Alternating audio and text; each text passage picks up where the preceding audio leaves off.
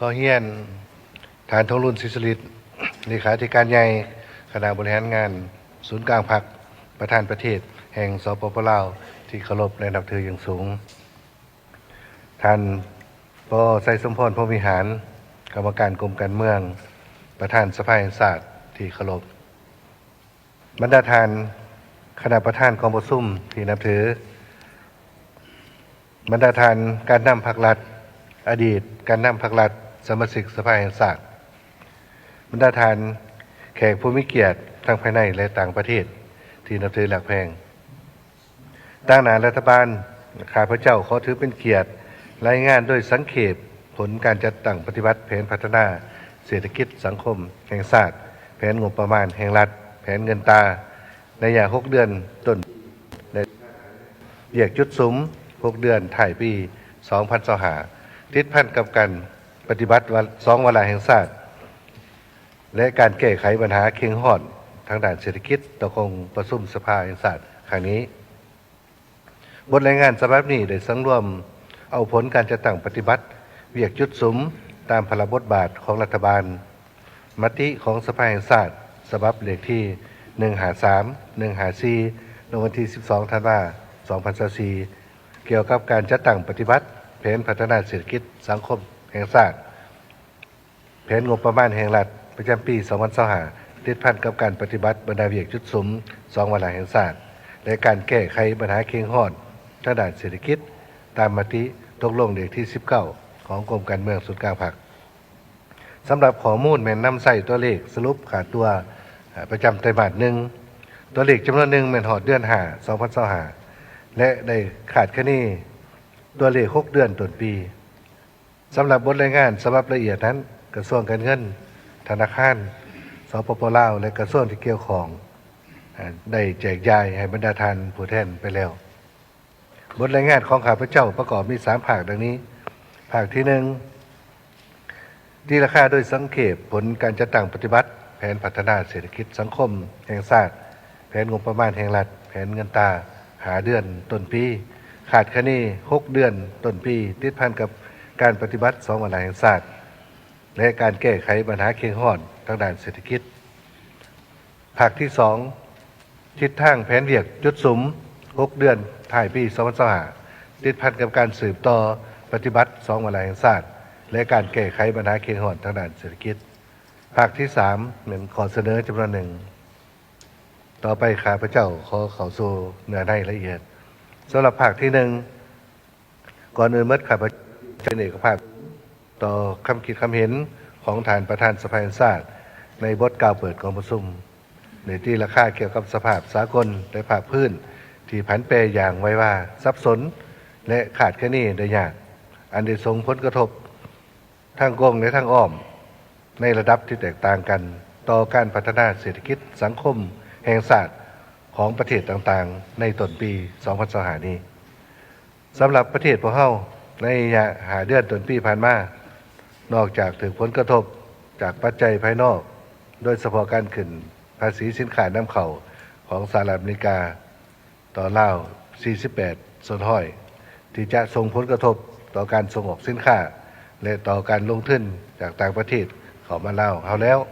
ประเทศเฮายังสืบต่อประสบกับความยุ่งยากทางด้านเศรษฐกิจการเงินเป็นต้นปัญหาเงินเฟ้อราคาสินค้าที่สูงขึ้นปัญหาหนี้สินต่างประเทศแต่ภายใต้การนำผ้าซี่น้ำอย่างไก่ชิดของศูนย์กลางพรรคก็คือการติดตาม กวดกาและสนับสนุนอย่างเป็นปกติของสภาแห่งชาติและการประกอบส่วนและเข้าร่วมของทุกภาคส่วนในสังคมรัฐบาลและองค์การปกครองท้องถิ่นได้เป็นเจ้าการจัดตั้งปฏิบัติทิศทางเวียกงานที่ว่างออกและสืบต่อสมใส่แก้ไขปัญหาร่วมของชาติซึ่งเฮ็ดให้เศรษฐกิจสังคมของประเทศเฮาสืบต่อขยายตัวอย่างต่อเนื่องซึ่งแสดงออกต่าง1ของเขตป้องกันชาติของความสงบโดยสมใส่จัดตั้งปฏิบัติแนวทางป้องกันชาติป้องกันความสงบทั่วปวงชนรอบด้านอย่างต่างหน้าพวกเขาได้ปฏิบัติหน้าที่เวียกงานด้านนี้สำเร็จตามคาดหมายสามารถรับประกันและรักษาเสถียรภาพทางด้านการเมืองความสงบความเป็นเรียบร้อยในสังคมโดยพื้นฐาน กำลังป้องกันชาติป้องกันความสงบ ได้มีการเติบใหญ่เข้มแข็งทั้งด้านปริมาณและคุณภาพรวมทั้งได้ประกอบพาหนะเทคนิคเพื่อหันเป็นทันสมัยเทอละก้าว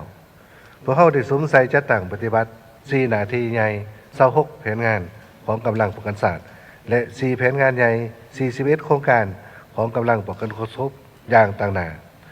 สกัดกั้นและต้านทุกการเคลื่อนไหวของกลุ่มคนบอดี้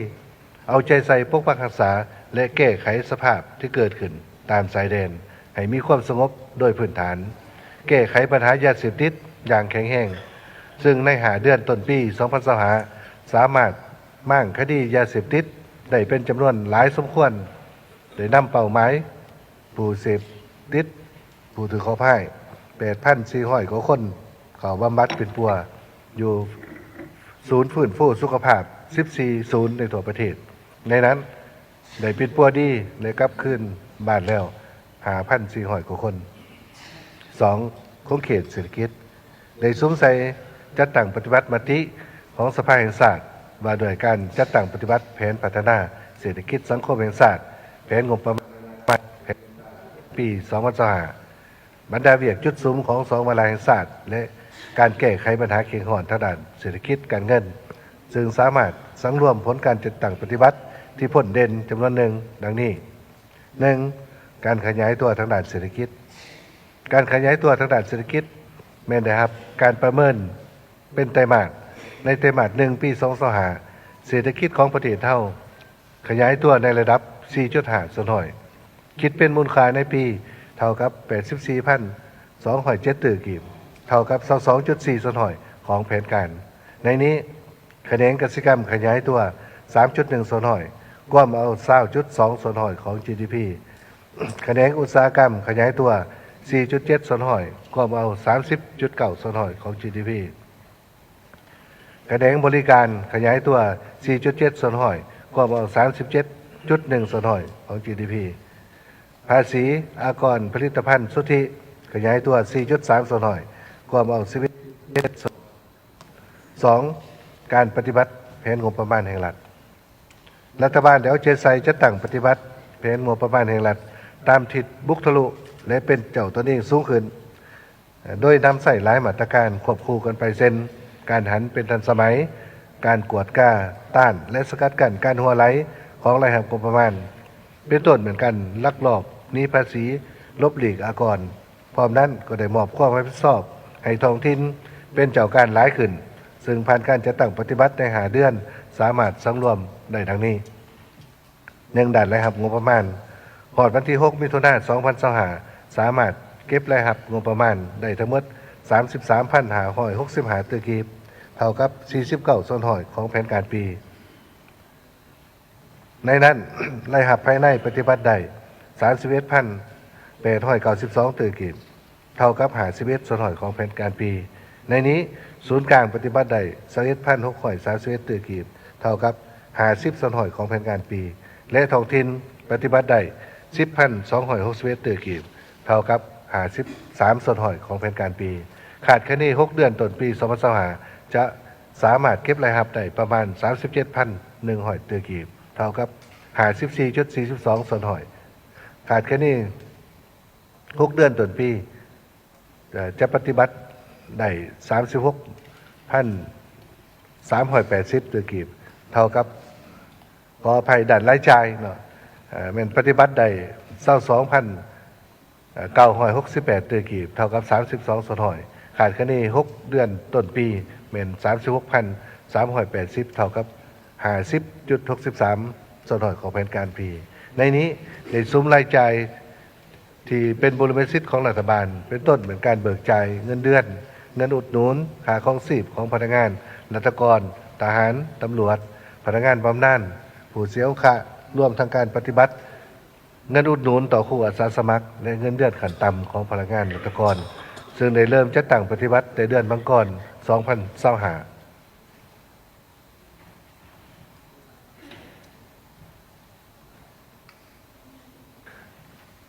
พอด2025เป็นต้นมาพร้อมกันนั้นก็ได้อนุมัติให้แขวงเริ่มนำใช้เงินเกินแผนปี2024เขาในเวียกงานจะเป็นบริเวณสิทธิ์ของตน นับทั้งเรื่องเวียกการแก้ไขหนี้สินจำนวนทั้งหมด 4,257 ตื้อกีบโดยเริ่มปฏิบัติแต่ถ่ายเดือนมีนา2025เป็นต้นมา 3. การแก้ไขหนี้สินภายในและแก้ไขหนี้สินภายในและต่างประเทศสำเร็จตามสัญญาโดยหับประกันบ่ให้ตกเป็นประเทศที่บ่สามารถชำระหนี้สินได้ในนี้สามารถชำระสางหนี้สินภายในได้ทั้งหมด 2,300 เท่ากับ 13.54 ส่วนห้อยของแผนการปีสามารถชำระหนี้สินต่างประเทศได้33.58 ล้านดอลลาร์สหรัฐเท่ากับ 29.38 ส่วนห้อยของแผนการปี 3. การรักษาเสถียรภาพด้านเงินตราแม้ได้สวมใส่ปฏิบัตินโยบายด้านต่างๆเพื่อรักษาเสถียรภาพด้านเงินตราและอัตราแลกเปลี่ยนให้มีความมั่นเที่ยงซึ่งในระยะ5 เดือนผ่านมาเห็นได้ว่าอัตราเงินเฟ้อลดลงเป็นแต่ละเดือนเงินเฟ้อในเดือนมังกร2025อยู่ในระดับ 15.5 ส่วนห้อยเดือนกุมภาพันธ์ 12.7 ส่วนห้อยเดือนมีนา 11.2 ส่วนห้อยและเดือนเมษาเป็น 11.1 ส่วนห้อยเฉพาะเดือนพฤษภาคมนี้อยู่ในระดับ 8.3 ส่วนห้อยสังรวมแล้วอัตราเงินเฟ้อเฉลี่ยใน5 เดือนต้นปีอยู่ในระดับ 11.76 ส่วนห้อยถ้าเทียบในระยะเดียวกันของปี 2024อยู่ในระดับ 24.77 ส่วนห้อยคาดว่าเมื่อปีอัตราเงินเฟ้อจะอยู่ในระดับบ่เกิน1ตัวเลขถือว่าสามารถได้ตามหมายที่สภาพ้องปริมาณเงิน M2 หอดท้ายเดือนพฤษภาขยายตัวในระดับ 15.36 ส่วนห้อยเทียบใส่ในระยะเดียวของปีผ่านมาหอดเดือน6ขาดว่าจะอยู่ในระดับ 14.8 ห้อยในปี2025ขาดว่าจะบรรลุได้ตามขาดหมายที่สภาพ้องบ่เกิน20ส่วนห้อยเทียบกับปีผ่านมาอัตราแลกเปลี่ยนในระยะ5 เดือนต้นปี2025เทียบใส่2024เงินกีบแข็งค่า 0.2 ส่วนห้อยเทียบใส่เงินดอลลาร์และอ่อนค่า 0.42 ส่วนห้อยเทียบใส่เงินบาทส่วนต่างระหว่างอัตราแลกเปลี่ยนของธนาคารและตลาดอยู่ในระดับ 0.06 ส่วนห้อยสำหรับเงินกีบดอลลาร์และ21สำหรับเงินกีบเงินบาทคลังสำรองเงินตราต่างประเทศหอดถ่ายเดือนพฤษภาสามารถกลุ่มการนำเข้า 5.03 เดือนหอดถ่ายปี2025ขาดว่าจะบรรลุได้ตามขาดหมายที่สภาพ้องมันสามารถกลุ่มการนำเข้าบรรลุ5 เดือนขึ้นไปอัตราส่วนนี้บ่เกิดดอกผลบรรลุได้ตามขาดหมายหอดเดือนพฤษภาคม2025อยู่ในระดับ 1.38 ส่วนห้อยขาดว่าหอดถ่ายปี2025จะบรรลุได้ตามสภาพ้องซึ่งจะบ่เกิน3 ส่วนห้อยของยอดสินเชื่อทั้งหมดการคุ้มครองรายรับเงินตราต่างประเทศจากการส่งออกผ่านระบบธนาคารได้ปฏิบัติมาตรการต่างๆอย่างเข้มงวดต่อผู้ประกอบการส่งออกเพื่อให้นำรายรับเป็นเงินตราต่างประเทศโอนเข้ามาสปป.ลาวและแลกเปลี่ยนกับธนาคารได้กำหนดให้หัวหน่วยธุรกิจนำเข้าส่งออกสินค้าและผู้ลงทุนเปิดบัญชีเฉพาะเพื่อสำรับสางผ่านระบบธนาคารซึ่งเมื่อหอดถ่ายเดือนพฤษภาคม2025สามารถคุ้มครองรายรับจากการส่งออกได้ 68.74 ส่วนห้อยของมูลค่าส่งออกทั้งหมดขาดคะแนนเมื่อปีจะสามารถบรรลุได้ตามขาดหมายที่วาระแห่งศาสตร์กำหนดแม่นบ่อยเกิน70และจะสืบต่อสู่ส้นบรรลุตามขาดหมายที่สภาพ้องมัน75 ส่วนห้อยนับแต่วันที่2มันกอง2025ถึงวันที่31 พฤษภาคม2025ธนาคารธุรกิจ9 แห่งได้โอนเงินของรัฐบาลเข้าบัญชีร่วมศูนย์คลังเงินหรือเอิ้นย่อว่า TSA อยู่ธนาคารแห่งสปป.ลาวจำนวนเงินเทียบเท่าเป็นเงินกีบทั้งหมด 26,822 ตื้อกีบเพิ่มขึ้นจำนวน 6,996 ตื้อกีบหรือเท่ากับ 35.29 ส่วนห้อยเทียบใส่ปี 2024ได้สวมใส่ปฏิบัตินโยบายสินเชื่อเพื่อกระตุ้นเศรษฐกิจและนโยบายขึ้นสู่ท้องถิ่นหอดวันที่30 พฤษภาคม2025ได้อนุมัติเงินสินเชื่อร่วมในวงเงินกู้จากธนาคารธุรกิจ 4,748 ตื้อกีบให้49 หัวหน่วยได้อนุมัติวงเงินกู้ยืมเพื่อกระจายแรงขึ้นสู่ท้องถิ่นวงเงิน 1,765 ตื้อกีบให้922 หัวหน่วยอยู่18 แขวง เบิกถอนเงินกู้ตัวจริงเหมือน1,607ตื้อกีบส่วนใหญ่มันอยู่ในแขนงบริการท่องเที่ยวการค้าหลายกว่าหมู่กว่าเอาถึง51.68 คนเหนือจันทร์แข็งเวียงจันทร์และแข็งสึกขวาง 4. การรักษาเสถียรภาพด้านสินค้าด้านราคาสินค้าแม้ได้เอาใจใส่คุ้มครองสินค้าในท้องตลาดดีกว่าเก่าราคาสินค้าเด้งติ้งขึ้นบ่หลายเพราะรัฐบาลสามารถควบคุมอัตราแลกเปลี่ยนในมีความเสถียรกว่าเก่าราคาน้ำมันเสือไฟก็มีถ่ายเอียงดีขึ้นเนื่องจากได้รับผลกระทบทั้งบวกจากราคาบวกใส่ราคาน้ำมันในตลาดโลกก็มีถ่ายเอียงลดลงการนำเข้าน้ำมันเสือไฟนับแต่เดือนหนึ่งมังกรหาพฤษภาคม2565มีปริมาตรทั้งหมด904เพิ่มขึ้นเทียบเส้นระยะเดียวของปีผ่านมาโดยเฉลี่ยในปี2025มีการนำเข้า165ล้านลิตรต่อเดือนถึงในใดก็ตามรัฐบาลก็สามารถสนองเงินตราต่างประเทศให้แก่การนำเข้าน้ำมันเสือไฟอย่างเพียงพอตามการรายงานของธนาคารว่าเดือนนี้ธนาคารแห่งชาติก็บ่ได้สนองแม้นอยู่ในกลไกการซื้อขายเงินตราตามธนาคารธุรกิจเป็นต้นเหมือนพันตลาดซื้อขายอิเล็กทรอนิกส์ที่ได้สร้างขึ้นใหม่นี้อันที่5การผลิตกสิกรรมเป็นสินค้าเสริมแซงสามารถปฏิบัติได้ในเนื้อที่ 84,715 เฮกตาร์ผลผลิตเป็น423,000 กว่าต้นเท่ากับเก่า14ส่วนห้อยลง 3,000 ต้นเนื่องจากว่าปลาส้นได้หันไปสู่การปลูกพืชชนิดอื่นหลายเช่นพืชผักสลีหวานและอื่นๆได้ส่งเสริมและยังสินค้าเกษตรกรรมทดแทนการนำเข้าและเป็นสินค้าส่งออกโดยเฉพาะเหมือนการผลิตพืชเสบียงอาหารปฏิบัติได้ในเนื้อที่ 146,520 เฮกตาร์ถือลื่นแผนกำหนด 7.23 ส่วนห้อยเทียบใส่ระยะเดียวของปีผ่านมาได้สำเร็จการเจรจาส่งออกสินค้ากสิกรรมไปสปป.จีนได้หลายรายการเป็นต้นปลาสวายได้442 ตนหมักม่วง90 ตนขาดว่าในถ่ายปี2025นี้บริษัทส่งออกหมักม่วงทั้งหมดประมาณ 1,500 ตนได้สำเร็จการเจรจาการส่งออกสินค้ากสิกรรมได้ทั้งหมด74 รายการสังรวมแล้วมูลค่าส่งออกผลิตภัณฑ์เกษตรกรรมในเดือนต้นปี2025เป็นสามารถบรรลุได้977 ล้านดอลลาร์สหรัฐเท่ากับ65ส่วนห้อยของแผนการ6การคุ้มครองบ่อแหรัฐบาลได้ซุ้มโครงการเฮธาตุที่ได้อนุมัติผ่านมาโดยออกคำสั่งฉบับเลขที่06ลงวันที่7มีนาคม2025ปัจจุบันมันพ่วมซุ้มใส่จัดตั้งปฏิบัติคำสั่งดังกล่าวอย่างเข้มงวดโดยมอบให้คณะสภาคิดตามขอตกลงเลขที่47ลงวันที่25เมษายน2025ลงกวดกล้าแก้ไขซึ่งสามารถอายัดพาหนะหรืออุปกรณ์ในการลักลอบขุดค้นเฮธาตุได้เป็นจำนวนหลายสมควร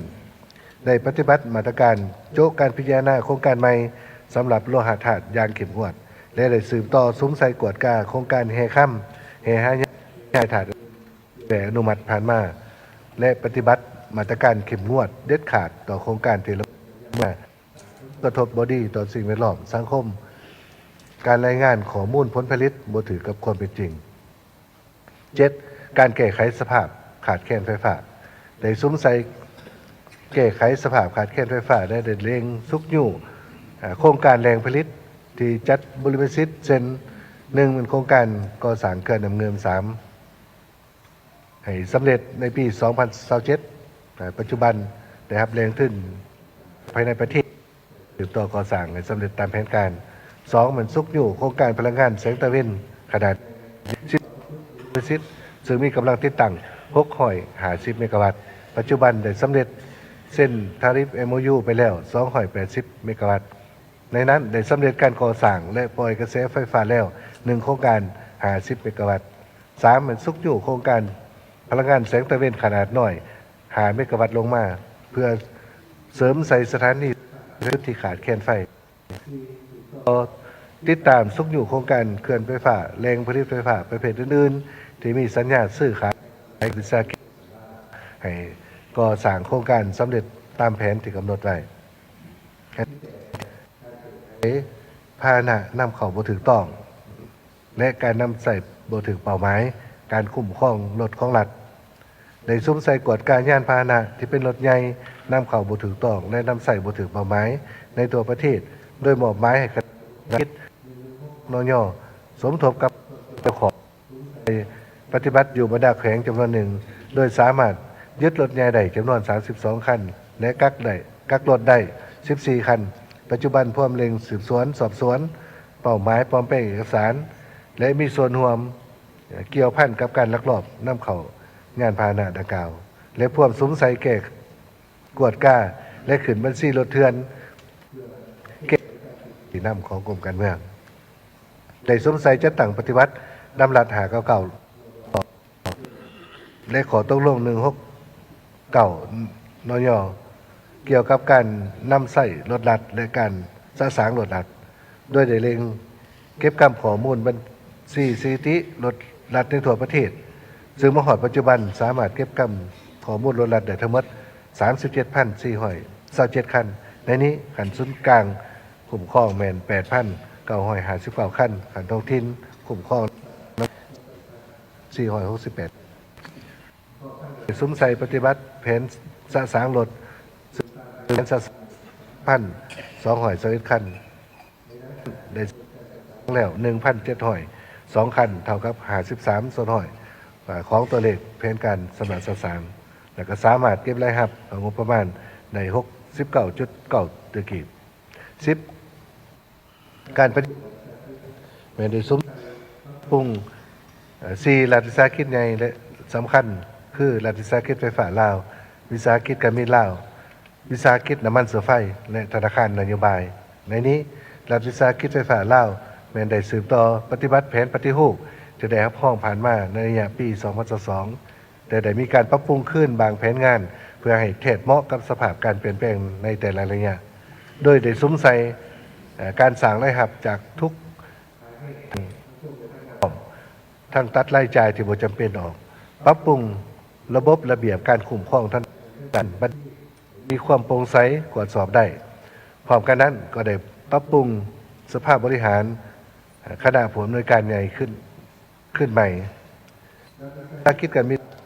ได้ซุ้มใส่จะตั้งพันขยายบทบันทึกการร่วมมือกับรัฐวิสาหกิจของสป.จีนคือบริษัทโกแม็กตามการสิทธิ์ทางสุดกลางผัก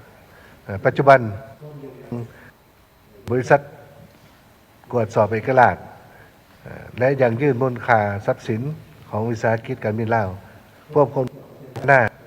ของบริษัทโกแม็กในการรวมทุนอย่างรอบคอบเป็นต้นเหมือนการเสนอของบริษัทเป็นผู้ถือหุ้นในอัตราส่วนหาซื้อส่วนห้อยเสนอให้นำใส่เครื่องบินที่เป็นผลิตภัณฑ์ของบริษัทโกแม็กเขาในการดำเนินธุรกิจในการให้บริการการด่านการบินเนื้อยกหนีผ่านมาออกจากบัญชีของการบินลาวสำหรับรัฐวิสาหกิจน้ำมันเสือไฟได้ซุ้มใส่คนขั้วหันรัฐวิสาหกิจเสือไฟลาวเป็นรัฐรวมทุนกับเอกชนที่มีความเข้มแข็งได้รัฐถือหุ้นอย่างหน่อย51%ขึ้นไปปัจจุบันพร้อมซุ้มใส่ประเมินทรัพย์สินของรัฐวิสาหกิจน้ำมันเสือไฟลาวเพื่อเป็นพื้นฐานในการกำหนดรูปแบบและอัตราการรวมทุนสำหรับธนาคารนโยบายเหมือนจะเปลี่ยนชื่อเป็นธนาคารพัฒนาบทบาทให้บริการรับเงินฝากสนองสินเชื่อผลิตปัจจุบันเหมือนพ่วงคุณเขียวปรับปรุงระบบและการเกี่ยมความพร้อมด้านต่างๆซึ่งขาดว่าจะสำเร็จและท่านเปิดบริการในปี2025นี้11การปรับปรุงและยกระดับโครงสร้างพื้นฐานคมนาคมและขนส่งได้ซุ้มใส่ปฏิบัติโครงการบริษัทเพื่อเชื่อมโยงอยู่ภายในภาคพื้นและสากลเพื่ออำนวยให้แก่การผลิตบริการการลงทุนเป็นต้นมันได้สำเร็จการระดับนะส่วนแต่สีไข่พ้นห้องและทาง13ไต่แต่ลักกิโลเมตร71ถึงลักกิโลเมตร36เส้นสัญญาเงินกู้เพื่อยกระดับเส้นทางไต่ส่วนนครนายกจันทร์แต่ลักกิโลเมตร21ถึง71สำเร็จเส้นสัญญากับผู้รับเหมาโครงการปรับปรุงทางหลวงแห่งชาติเลขที่12แต่ทาเขกหาดาแข่งขมวด ได้ดำเนินการประมูลเพื่อปรับปรุงและยกระดับเส้นทาง 2E 2W กะเกียมฟื้นบูรณะเด็กที่เก่าโดยการนำใส่แรงทึ่นจากการเก็บเงินค่าผ่านจากรถบรรทุก 12 ตนขึ้นไปรวมทั้งกะเกียมในรูปแบบดังกล่าวตามทางหลวงแห่งชาติเส้นอื่นๆได้ซุกอยู่โครงการก่อสร้างทางด่วนที่ได้เส้น MOU ผ่านมาเป็นต้นเป็นทางด่วนลาวจีนส่วนอุดมไส้หาบ่อเต็นทางด่วนเวียงจันทน์ฮานอยพร้อมนี้กำลังเล็งใส่บูรณะทางหลวงของท้องถิ่นโดย3เหนือโดยกองทุนโครงการก่อสร้างกัวขามน้ำแก้วก่อนตื่นแขวงบ่อแก้วให้สำเร็จได้สำเร็จ 98.85 ส่วนห้อยโครงการก่อสร้างความมิตรภาพลาวไทยแห่งที่5ปากสั้นบึงการมีความคืบหน้า 97.37 ส่วนห้อยซึ่งสามารถเชื่อมจอดได้เฮ็ดพิธีร่วมกับรัฐใส่ในวันมิถุนายน 2025 ผ่านมาขาดว่าจะสำเร็จและเปิดพิธีน้ำใสในเดือนธันวาคม 2025 นี้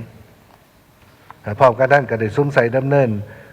ขั้นตอนต่างๆเพื่อปรับปรุงสนามบินสากลต่างๆเป็นต้นเป็นสนามบินสากลวัดไตนครหลวงจันทร์สนามบินสากลหลวงพระบางและปากเซกำลังปรับปรุงก่อสร้างด่านปางฮกแขวงผุสลีและด่านน้ำเงินแขวงสยามบุรีสำหรับการขนส่งสินค้ามันสามารถปฏิบัติได้ 3.89 ล้านต้นเกินแผน 0.95 ส่วนห้อยอันพ้นเด่นเหมือนการขนส่งสินผ่านทางได้ 1.52 ล้านต้นเกินแผนการปี 2025 สำหรับการขนส่งโดยสารผ่านทางรถไฟในระยะ5 เดือนต้นปีสามารถปฏิบัติได้ 1.23 ล้านเที่ยวคนถือว่าเกินแผนกำหนดเมื่อปีเป็นของการขึ้นทะเบียนออกใบตาดินฮอดวันที่ 31 พฤษภาคม 2025 นี้ได้มีการออกใบตาดิน 50,700 ตอนหรือเท่ากับ7 ปีสำเร็จการสำรวจวัดเทกตอนดินและลอดทาออกจำนวน400ก่อ10 ตอนขยายหน่วยงานทะเบียนอยู่18 แขวงเพิ่มขึ้นอยู่ใน18 แขวงในนครหลวงรวมทั้งหมดเป็น50 เมืองในขอบเขตทั่วประเทศต่อการสงสัยการหันระบบคุ้มครองที่ดินเป็นทันสมัยโดยสำเร็จการสแกนข้อมูลสำนวนตอนดินจากระบบเจียเป็นระบบดิจิทัลได้สำเร็จ 37,540 ตอนใน9 เมืองของนครหลวงจันทร์ข้อที่3เป็นโครงเขตวัฒนธรรมสังคมในคู่โดยนโยบายที่รัฐบาลได้กำหนดตามมาที่09โดยเฉพาะเป็นการเพิ่มเรียกที่เรียนสายคู่การกำหนดโควต้าครูสอนให้สอดคล้องกับแผนก่อสร้างคู่หันครูอาสาสมัครเป็นรัฐกรคู่และทดแทนคู่ที่สูญเสียโดยรูปการต่างๆปฏิบัตินโยบายให้พนักงานสิทธิสอนโรงเรียนที่ขาดครูสอนปฏิบัติอาสาสมัครเขาบรรจุเป็นทหารพันธะแต่ปฏิบัติหน้าที่ครูสอนซึ่งของการจะตั้งปฏิบัติเป็นแก้อาการขาดคู่ได้โดยพื้นฐาน2มันได้ซุ้มใส่ยกระดับการในทั่วประเทศก็ยกระดับพื้นฐานโครงรางและการพัฒนาบุคลากรทั้งอยู่สืบต่อเพิ่มสนองอุปกรณ์การแพทย์พาหนะขนส่งคนเจ็บให้ห้องหมอขันต่างๆสวมใส่การบริการภาพแม่สถานการณ์การสวมใส่น้ำสะอาดวิทยการสร้างบ้านสาธารณสุขตัวแบบและเวียงงานสุขภาพขั้นต้นอันที่3เป็นการแก้ไขให้งานแม่ในพัฒนาฝีมือให้งานเพื่อบรรจุเข้าตำแหน่งงานได้ลื่นแผนการปีพร้อมภายในและสนองให้งานออกไปต่างประเทศได้ซุ้มใส่อัตราการปกคุ้มประกันสังคมทางภาครัฐและวิสาหกิจมีผู้สมัคร14,000 กว่าคนเท่ากับ24.5ปรับปรุงวิธีการบริการคุ้มครองกองทุนให้มีความรัดกุมว่องไวโปร่งใสสามารถตรวจสอบได้ และพัฒนาระบบข้อมูลเชื่อมระหว่างศูนย์กลางและท้องถิ่นเชื่อมกับภาคส่วนภายนอกตามทิศหันเป็นทันสมัยได้สวมใส่การคนขั้วโฮบกองทุนประกันสุขภาพเขากองทุนประกันสังคมเป็นอันเดียวกันตามมติของสภาแห่งชาติในป้องแก้ไขภัยพิบัติโดยช่วยเหลือผู้ที่ถูกผลกระทบและปรับปรุงพื้นฐานโครงสร้างจำนวนหนึ่งได้ปฏิบัตินโยบายแสดงกตัญญูต่อผู้ที่มีผลงานความดีในปฏิบัติประชาธิปไตยในงวด1/2025คัดได้14ทานเป็นเงิน 6.99 ตื้อกว่ากีบได้จัดตั้งปฏิบัติเรื่องงานเก็บกู้ระเบิดวัตถุแตกโดยกู้ออกจากพื้นที่ทำการผลิตและเขตชุมชนของป่าสนอันที่4เป็นได้ปรับปรุงยกระดับเครื่องมือแถลงข่าวให้เป็นทันสมัยโดยหลายสองทางผ่านการจัดตั้งปฏิบัติเหตุให้การออกข่าวได้ทันการดีกว่าเก่าและที่ถอยเป็นเก่าๆบรรดาสื่อสังคมจริงสร้างความปั่นป่วนใจหายไปสีทับถมโจมตีผักหลัดพวกเฮาหาไม่ได้สวมใส่ปรับปรุงและก่อสร้างพื้นฐานโครงสร้างขับใส่การผลิตปรับปรุงชีวิตการเป็นอยู่ของประชาชนที่อยู่ห่างไกลสองดีเขตเรียบเช่นนาสนุนใหม่งบประมาณบริษัทพร้อมทางระดมการช่วยเหลือจากต่างประเทศปลุกระดมสังคมมีส่วนร่วมเข้าในงานดังกล่าวหลายขึ้นอันที่4เป็นของเขตการปกครองการบริหารรัฐยุติธรรมแต่ปจะตั้งตามมติของ03ของศูนย์กลางภาคในมติของสภาแห่งชาติเลขที่05ลงวันที่20มีนาคม2025คาดว่าจะให้สำเร็จในเดือนมิถุนายน2025นี้ได้สวมใส่สารหมายนิติกรรมใส่กฎหมายให้ทันการแป้งและการขยายตัวทางด้านเศรษฐกิจสังคมก็คือการปรับปรุงจากการจัดที่หาเวียงงานของเขตการต่างประเทศไม่ได้สวมใส่พันขยายผลกองประชุมสุดยอดอาเซียนครั้งที่44ประชุมที่เกี่ยวทางแผนหัวมือ2ฝ่ายกับบรรดาประเทศเพื่อนมิตรนามสปจีนและประเทศอื่นๆได้ออกขอตกลงกำหนดหน้าเวียกพิสอบต่างปฏิบัติตัวจริงได้สำเร็จการเข้าร่วมกองประชุมสุดยอดอาเซียนครั้งที่46และกองประชุมสุดยอดของที่ประเทศมาเลเซียพร้อมกันนั้นก็ได้เอาใจใส่เพิ่มทวีการร่วมมือกับประเทศเพื่อนมิตรผู้ร่วมพัฒนาโดยการเป็นเจ้าการจัดตั้งปฏิบัติขอร่วมมือของสากลซึ่งได้เอาผลประโยชน์หรือผลสำเร็จตัวจริงมาให้ประเทศเท่าร้ายขึ้นทั้งสามารถเฮ็ดให้บทบาทอิทธิพลของสปปลาวในวิธีสากลสำหรับปัญหาคงค้างก็ผลสำเร็จที่กล่าวมานั้นก็ยังมีข้อบกพร่องจุดอ่อนจำนวนหนึ่งหรือที่เป็นสิ่งท้าทายใหญ่เป็นต้นอันที่หนึ่งเหมือนการปรับปรุงก่อสร้างฐานการเมืองการบางบอลยังบ่ท่านแข็งแรงนักแน่นการคุ้มครองการเคลื่อนไหวเคลื่อนย้ายของพลเมืองภายในหรือต่างประเทศอยู่บางท้องถิ่นบ่ท่านเข้มงวดบรรดาปรากฏการณ์ย่อท่อทางด้านสังคมเป็นต้นอุบัติเหตุการปล้นจี้ฆาตกรรมกีฬาการแง่การค้าขายยาเสพติดอาวุธเถื่อนรถเถื่อนการก่ออาชญากรรมการสื่อขายหัวเถื่อนการพนันผิดกฎหมายการตัวโยนหลอกลวงผ่านระบบโทรคมหรือว่าคอนเซ็นเตอร์อัคคีภัยและอื่นยังเกิดขึ้นอย่างต่อเนื่องและมีท่าเอียงเพิ่มทวีความรุนแรงขึ้นซึ่งปัญหาเหล่านี้ยังบ่ทันใครถึงกกถึงหักเท่าที่ควร 2. การคุ้มครองสื่อออนไลน์การตอบโต้และการแก้ไขเป้าหมายที่ก่อความบ่สงบผ่านสื่อออนไลน์เป็นต้นการสร้างข่าวปลอมข่าวบิดเบือนใส่หายไปสีข่าวลือผ่านสื่อสังคมออนไลน์ที่มีเนื้อในโจมตีระบบการเมืองการปกครองใหม่การนำผลักดันการยุ่งแย่แบ่งแยกที่มีจำนวนหลายยังบ่ทันสภาพการขาดความแหลมคมและบ่ทันหลายรูปหลายสีเข้มงวดเท่าที่ควร 3. ความตื่นตัวเป็นเจ้าการปฏิบัติกฎหมายและระเบียบการมติคำสั่งของกระทรวงองค์การพนักงานเจ้าหน้าที่ผู้ประกอบการประชาชนจำนวนหนึ่งยังบ่ทันสูงเหตุให้การปฏิบัติตัวจริงยังบ่ทันเข้มงวดทั่วถึงเด็ดขาดเป็นต้นในการลักลอบขุดค้นเฮนับทางเฮคำตกขอนมีคำรัฐมนตรีใน แต่สภาพการดังกล่าวยังเกิดขึ้นอยู่ท้องถิ่นจำนวนหนึ่ง 4. การจำกัดการนำเข้าสินค้าฟุ่มเฟือยสินค้าที่ภายในสามารถผลิตได้แล้วถึงไว้ได้มีความพยายามแต่ก็ยังบ่ทันบรรลุได้ตามคาดหมายที่พัฒนาพื้นฐานของรางโดยเฉพาะเส้นทางคมนาคมขนส่งยังมีความเกื่อมหนาช้าการคุ้มครองน้ำหนักรถบรรทุกตามเส้นทางต่างๆยังบ่ทันเข้มงวดเหตุให้เส้นทางเปเพ่หลายการมอบความรับผิดชอบและกลไกประสานงานในการบำรุงรักษาซ่อมแปลงเส้นทางระหว่างกระทรวงและท้องถิ่นยังบ่ทันละเอียดจะแจ้ง 6. การปฏิบัติมาตรการส่งเสริมการลงทุนยังบ่แข็งแรงจึงบ่สามารถดึงดูดได้โครงการลงทุนขนาดใหญ่มีประสิทธิผลบ่สูงการคุ้มครองติดตาม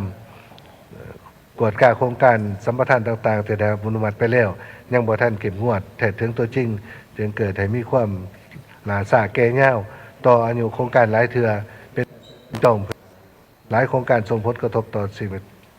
แวดล้อมและสังคมเป็นต้นในโครงการพัฒนาให้ฐานในอื่นๆอันที่2สำหรับทิศทางในตัวหน้าปี2025เป็นปีสุดท้ายในการจัดตั้งปฏิบัติแผนพัฒนาเศรษฐกิจสังคมแห่งชาติ5ปีครั้งที่9ในระยะ6เดือนท้ายปีรัฐบาล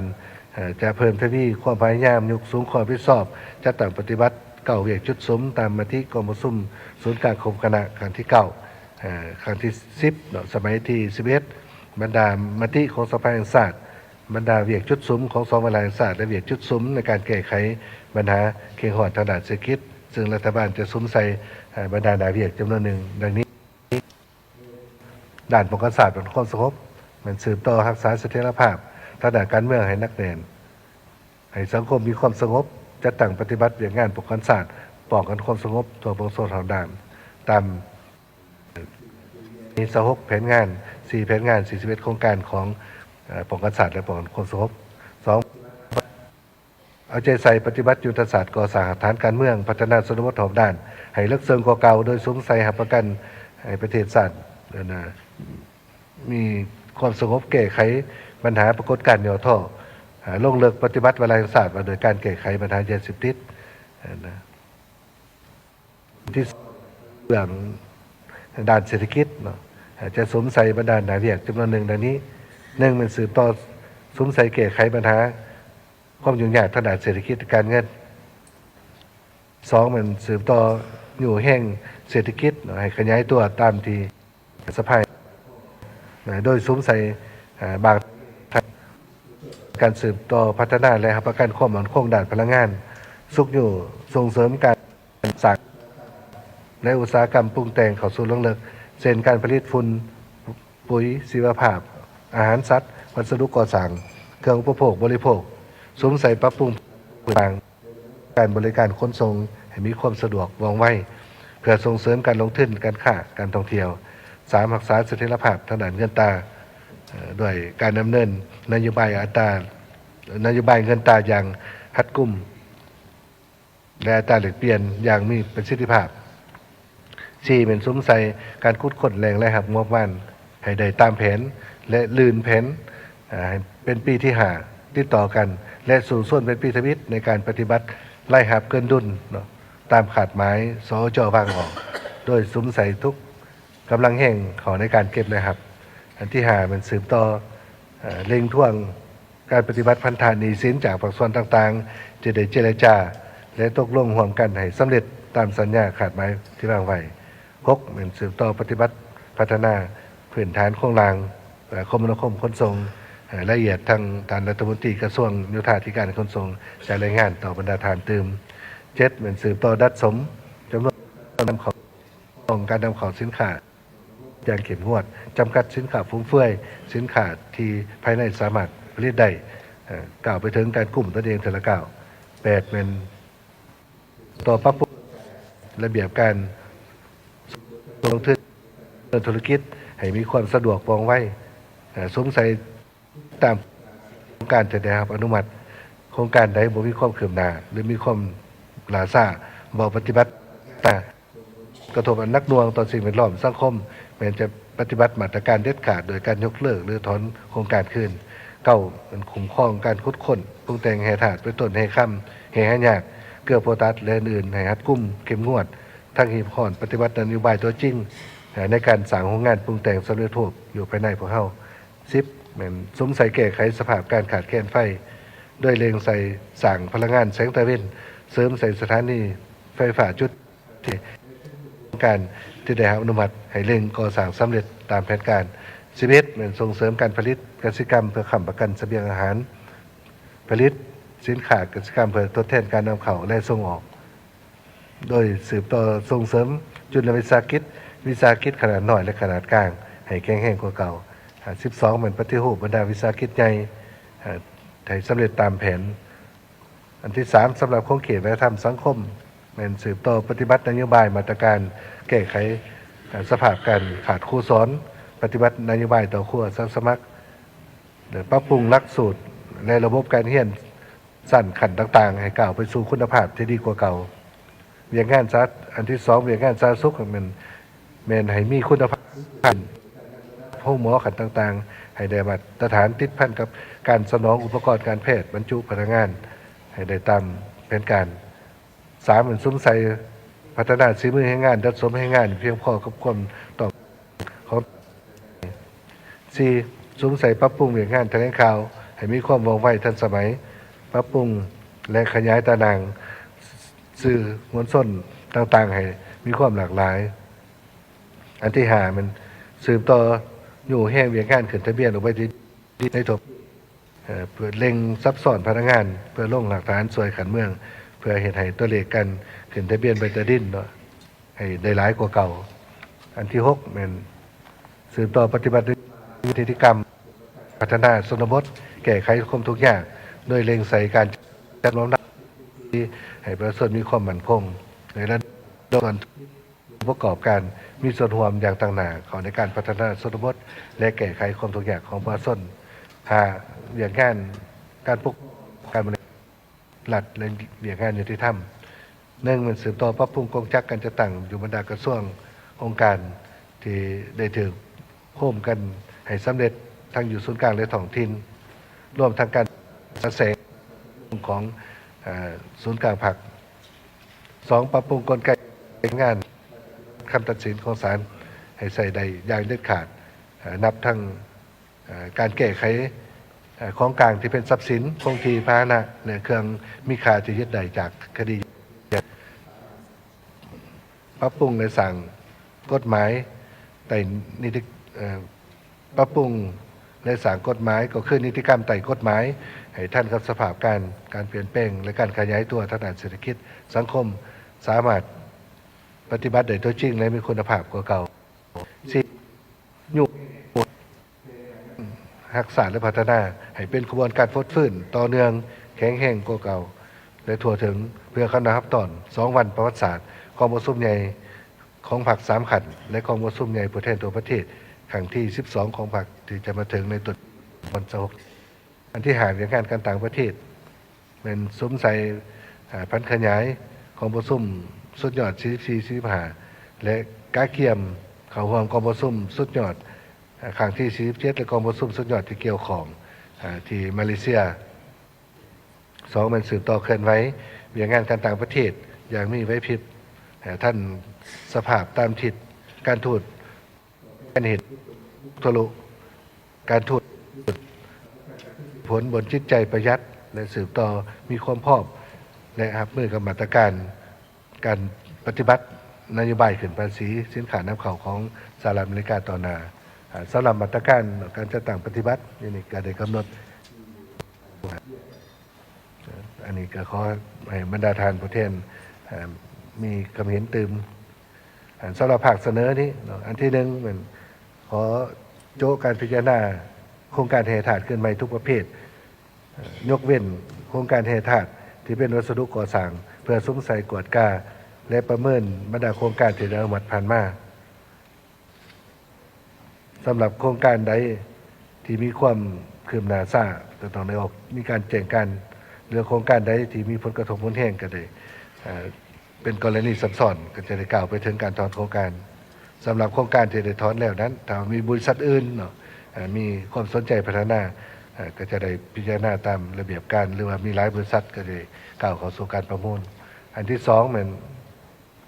เสนอพิจารณาพ้องเอานโยบาย การก่อสร้างและซ่อมแปลงเส้นทางในระยะใหม่เนื่องจากว่าเส้นทางก็ถือไปเพหลายหรือว่าขึ้นในการลงทุนนั้นก็มีจำกัดฉะนั้นรัฐบาลละเอียดเลยมันกระทรวงโยธาจะได้เสนอต่อกองประชุมสำหรั